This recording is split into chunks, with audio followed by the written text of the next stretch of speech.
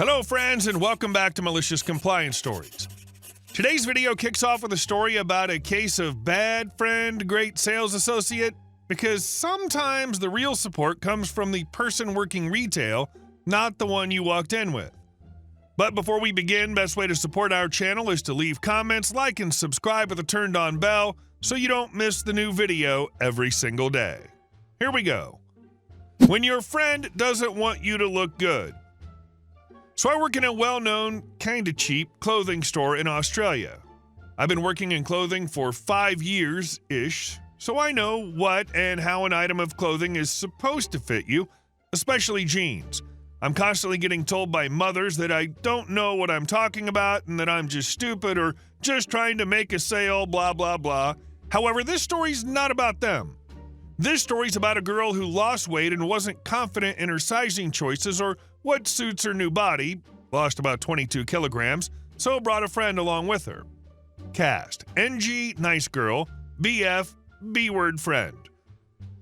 This girl went from about a size 18 to a 12, which is amazing, and her friend was about a 18 or 20, give or take. Now, I don't mean to toot my own horn, but I know my stuff when it comes to clothing to find your perfect fit. NG wanted a couple new pairs of jeans as she doesn't fit her old ones anymore.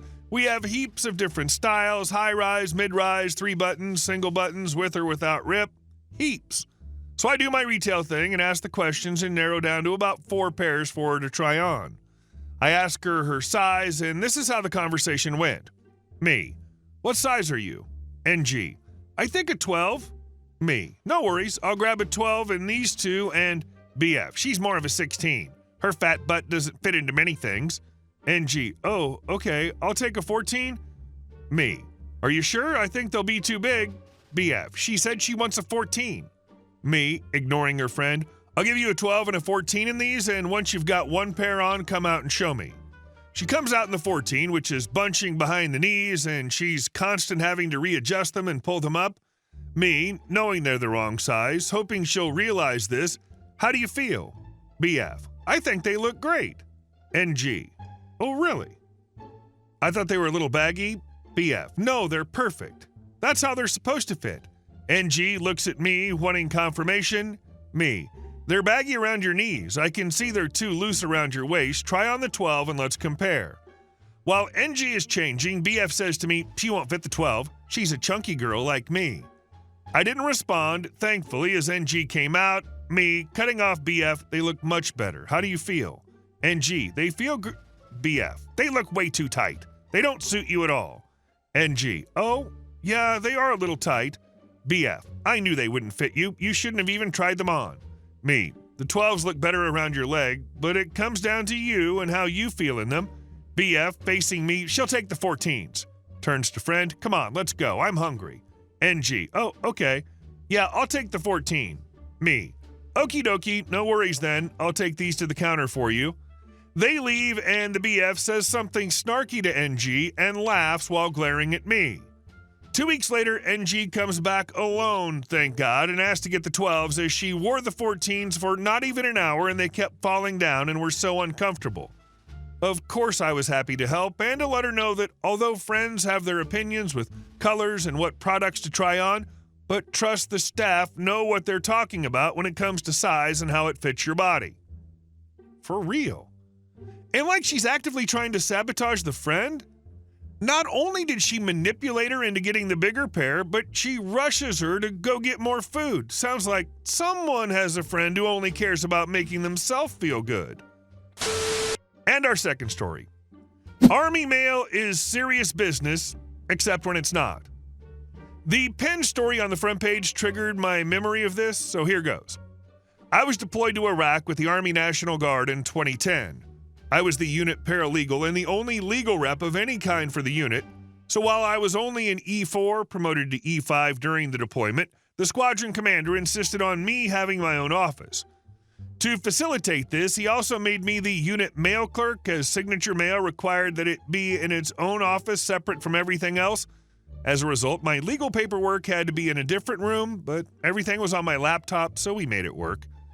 The mail rules were simple. If the mail did not require a signature, it could go to the unit mail clerks to pass out. If it required a signature, they'd have to come to me on an individual basis.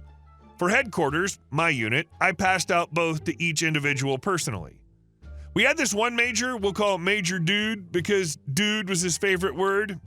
Major Dude was actually a fun guy, someone I truly respected and enjoyed talking with and working for. He was an avid collector of expensive pens.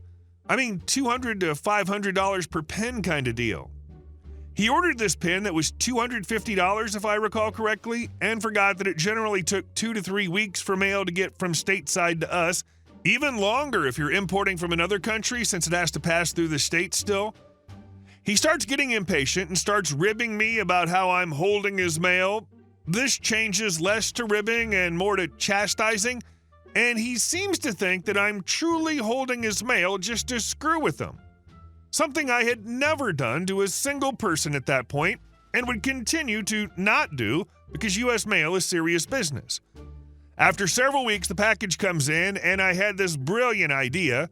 The mail requires a signature, so I send out the daily email. You've got mail. For those who need to meet me to sign for their mail, I then photocopy the mailing label, poorly, slap it on a bubble mailer, and grab this oversized, fat novelty pen from the drawer left behind from the prior unit. I head over to the TOC, Tactical Operations Center, where Major Dude's office is, see he isn't there, and leave the fake package on his desk. I'm told later in the day that he's back from whatever he was doing, so I head over with his real package. I'm holding it behind me and ask him if he got his pen. He looked at me and said sheepishly, "Yeah, but they sent me the wrong one. Look at this thing." So I told him I was just messing with him for messing with me and please sign for the actual package.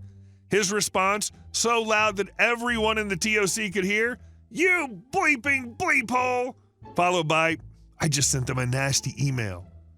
At that point, the higher-ups, people above his head who I was on good terms with and were well aware of what was going on, came in to see the damage.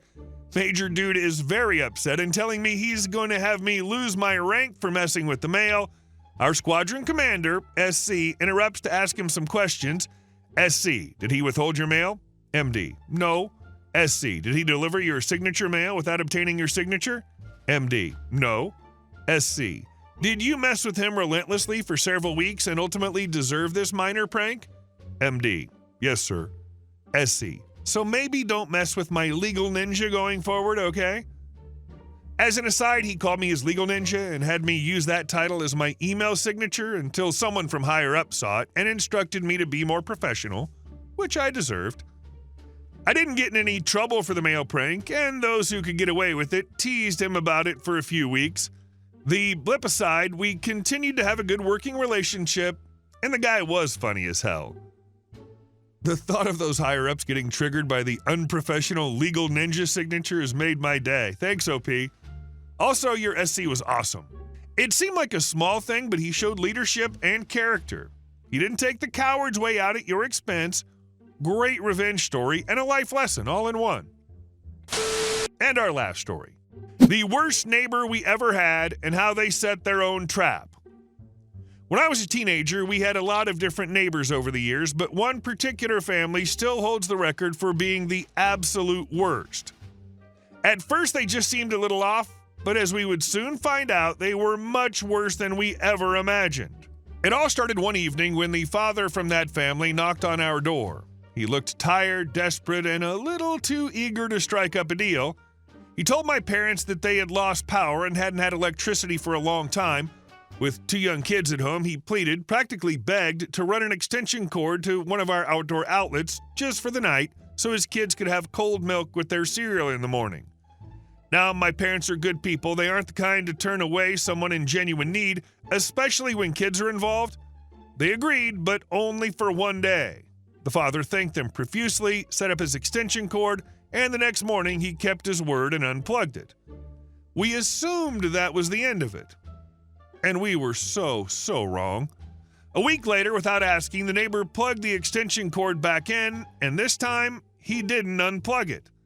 At first, we didn't even notice, but then about a month later, my parents were going through bills when they realized something was way off.